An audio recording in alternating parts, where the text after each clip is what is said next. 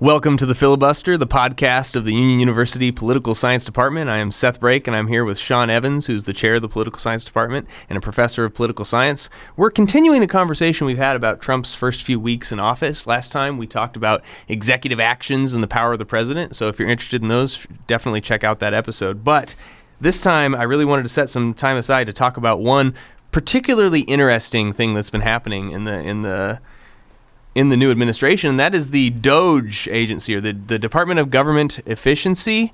Sean, thank you so much for joining us. I have so many questions, but I'll first thank you for being here. Oh, well, I'm glad to be here. Yeah. So I'm going to put this bluntly. Okay. Why is Elon Musk in the government? Because he spent $250 million to help elect President Trump, and Trump said, hey, we need to make our government more efficient. Musk has gone through and cut workforces and increased productivity, so he said he would do that while campaigning. And it also fits with overall conservative goals of trying to reduce the size of government. Okay, that makes sense. It still feels weird. Is this unusual? Is this something completely new?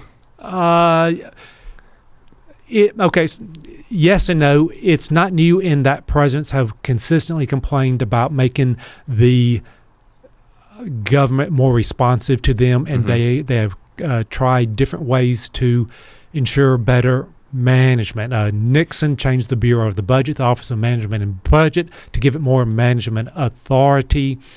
Carter revised the Senior Executive Service, the top layer of civil servants. Clinton had reinventing government. What's different with this is that you've got one person from the outside coming in, and he's doing stuff. He and his hired people are doing stuff without really talking to other people, and they're making decisions. And we're not sure what kind of oversight is being provided. At least with reinventing government, Vice President Gore was in charge of that.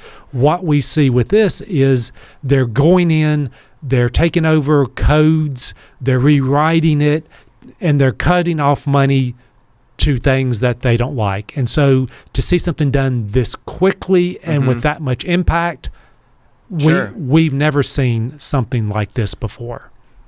Is there also a certain, I don't know, again, I'm approaching these things with a certain bemusement because, I mean, the name's a joke, right? Doge is a meme that Elon Musk would reference often before entering government. You know, is just, am I correct in saying that the vibes are off on this?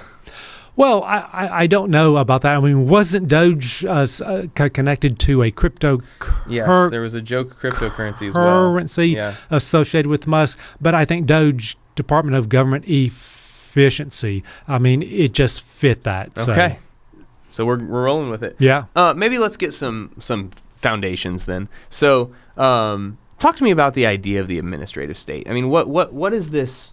What is this thing as a force of government, and why do presidents care about it? Okay, so when we're looking at the administrative state, we're basically looking what developed in the late 1800s, beginning with the Interstate Commerce Commission, which was designed to regulate railroads to make sure that they were not price gouging and putting competitors out of business and other kinds of things.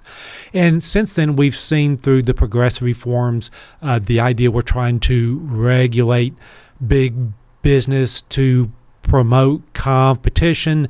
Then in FDR's New Deal, we tried to regulate business more to manage the economy, to prevent things like Great Depressions. Then you have things like LBJ's Great Society, where we're beginning not just to regulate business, but to regulate individual activity in ways that we had not before, and whether through welfare programs and other things to here's things that government can and cannot, that business can and cannot do, because we're concerned about the environment, consumer protection, and these kinds of things, to where government becomes much more intrusive. And so we've seen it increase in size and power over time, though I will say we haven't quite increased the size of the government as most people think. With the Great Society programs, we expanded the size of government, but most of the Great Society programs requires the government to write a check, not to have government employees do something. So the size of government has increased dramatically, but the number of government employees has not. Okay.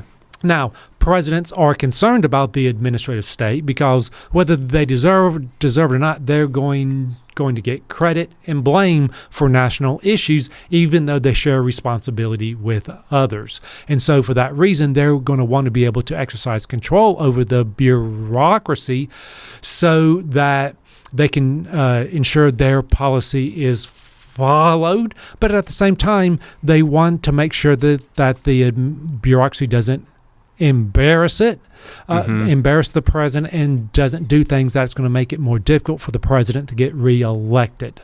Okay, and is this a common problem where the president is either undercut or sees or has trouble working with the administrative state? Well, I think what I would say is the bureaucracy is big. It's complicated and it's hard to manage. It doesn't matter if you're a Democrat or a Republican president. And the thing that we need to remember is that some departments are favored by Democrats, some by Republicans. And so depending upon what party of the president you are, you're happy with some departments and less others. You're more concerned about the ones which are contrary to your party's interest. Okay.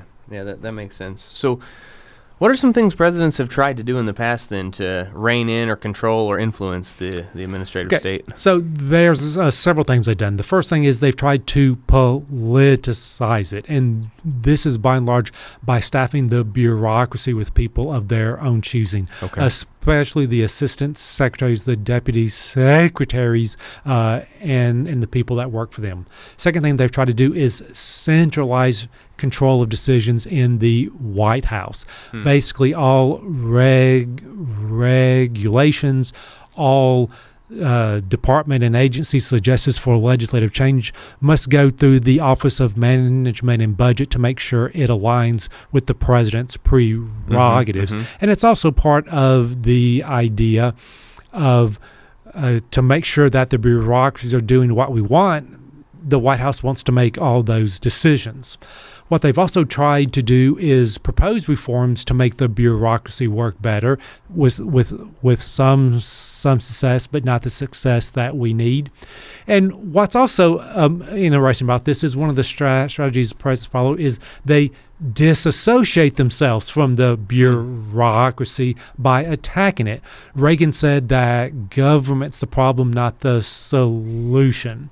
Or you've got President Trump talking about a deep state or shadowy, faceless bureaucrats working against the president's agenda. The idea is they're trying to disassociate themselves from the bureaucracy so they will not be blamed for it. You said that some of these things didn't have the success that we need. What do we need? Well, wow, now that's a big question there.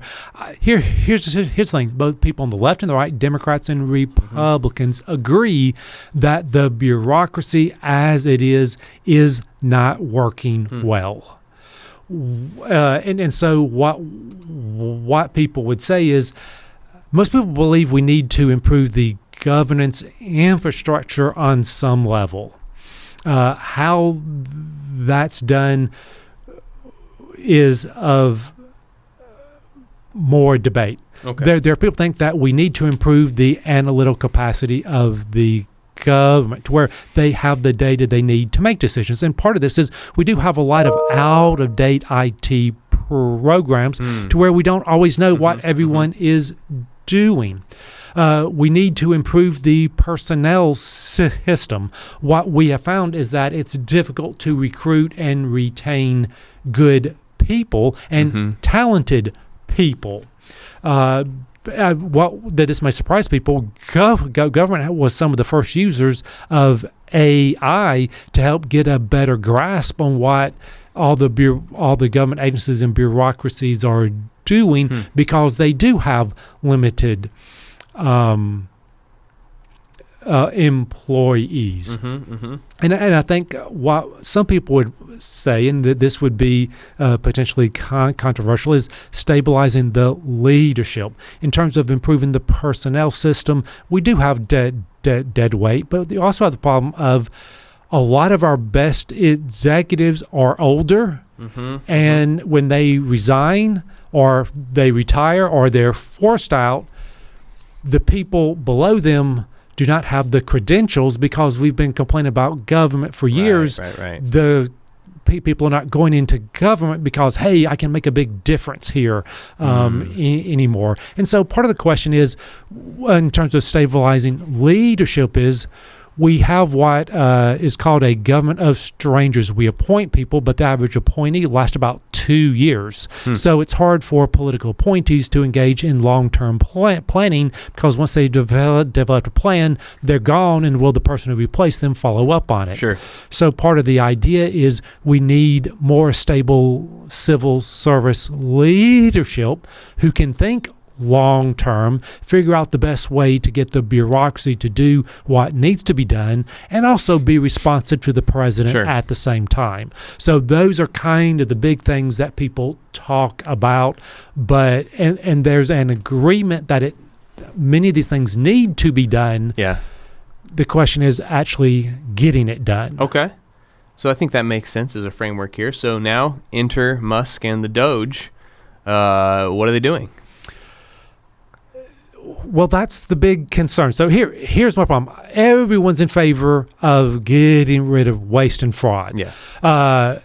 They haven't identified much fraud at all. Now, we do have inspector generals who have identified fraud, but we just fired a bunch of our inspector generals, which kind of makes that difficult. But it's also Congress has to pass laws to make some of these changes, and sometimes so fraud everyone wants to get rid of, but the waste depends upon who you are. Right. So there's some things we do with waste that benefits constituents, and we want to perpetuate the waste. Most of the waste that the Doge has identified so far are small programs, which waste depends upon what your definition of wasteful spending is. And so that's going to vary by party. My big concern with this is that they're going in, so it's a broke system. They're breaking it more, and then they'll figure out how to fix it.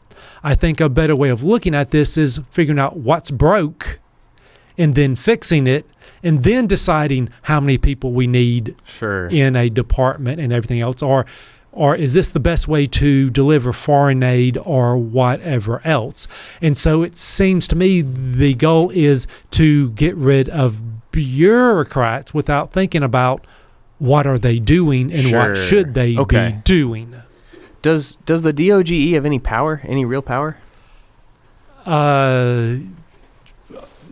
They have the power of recommendation, and as long as the president goes along with it, they can do this. So, I mean, we're going to learn an awful lot about what power presidents have about this. Right. So, depending upon who you read, they can lay off some people, but the idea of trying to get rid of agencies and departments, that's going to require congressional action to do that. Okay. So, Doge can recommend that we lay off everyone in USAID, but still Congress created. Congress did not create USAID, but Congress then affirmed it in law, to where they have to get rid of it, and the idea is.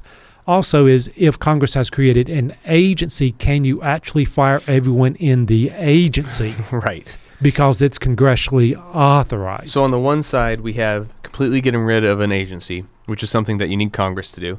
Then on the other side, we have just firing an individual employee, which is something that you just need the president's permission to do, or you recommend to the president, and the president passes it, or most time it's the president's appointees and others. of course, right. would Okay, do that. right. So you need a rubber stamp on one side, you need Congress on the other side, and it's that stuff that's in the middle that's maybe the question. Like if you lay off everyone in an agency, is that the same thing as eliminating the agency or something like that? Yeah, right. Right. I mean, or things like telling the Consumer Finance Bureau, I think there's something else in there. They basically told people don't show up to work 1 week, and we're going to get rid of all the things that you've done. You're not going to be able to enforce things. Well, if Congress created a bureaucracy to do something, you can't fire all the people because you're not executing the law. I see. And so I think on one level, we have a distinction between Trump as president and Trump as chief executive. Trump is, as president, is trying to use his power to achieve his policy and ideological goals, but he is ignoring the chief executive side to take care that the laws are faithfully executed, which means the laws that Congress has passed, not the laws that you like. Right. And part of being chief executive is, how do we manage the bureaucracy well? Yeah. And he's not thinking about that. He's thinking, how do I reduce the size of the bureaucracy, not how do we help government do what it needs to. So you mentioned things that you just can and can't do in these scenarios, but those who listened to our last episode on government, on executive actions, might know that what you can and can't do is kind of fuzzy and is sometimes the purview of judges and these legal decisions that are a little bit obscure to me. So how much of this it really does have these hard lines on what you can and can't do, and how much of this is just going to depend on a judge noticing or a litigation going through and having to be frozen? And so what are they going to get away with? Well, I think the more they do things by executive action, the more challenge they would have. Right. I would think if Congress was smart in this reconciliation bill, they would give President Trump reorganization authority, which we gave to presidents on a regular basis for decades, but we really haven't done it in the last 40 years because we don't trust what the other side would do. I think if you do political reorganization to reduce government spending, you could fit that under reconciliation instructions, and that would give them a little bit more authority to do things, but they still can't get rid of certain agencies without congressional approval, even under reorganization authority. So if I'm understanding you correctly, there is a path where if you wanted the DOGE to be effective, that Congress could give it a certain amount of power. They would give the president a certain amount of power, and then he would allow Doge to make recommendations that he can follow up on. What I might say with what Doge is doing is, so far, they're going after the easy targets. Okay. Things like foreign aid. Foreign aid's not popular with many people at all. Government bureaucrats are not popular with people at all. The Consumer Finance Bureau's not popular with business, which means Republicans are happy to see that. The Department of Ed, they're not really getting rid of the Department of Ed. They're moving the things that Department of Ed do to different departments, and then maybe get rid of the few thousand bureaucrats that are remaining. I mean, if they really wanted to get rid of Department of Ed, then they could do things like get out of the student loan business, turn the Title I spending into block grants and other kinds of things. But that would create a whole bunch of political problems. So the real thing with Doge is what happens when they start going after Republican constituencies. Right. And that's when it will be problematic. Okay. So we've talked a lot about how this works then. Let's do some evaluation. I mean, is there anything good that the DOGE has done? I think that's to be decided because we don't know everything that Doge is doing. Okay. And so there's no transparency here. That's one of the big problems with it. Now, they put up a website this morning. Okay. We'll see what they start putting on that. There are concerns about what kind of information that Doge is getting access to. There are concerns about privacy in that regard. Okay. And I think the larger concern also is what kind of impact is this going to have on the bureaucracy? I mean, think about what they're saying and what they're trying to do. They are denigrating the work of government. They're trying to get people to retire, and they're trying to let go other people.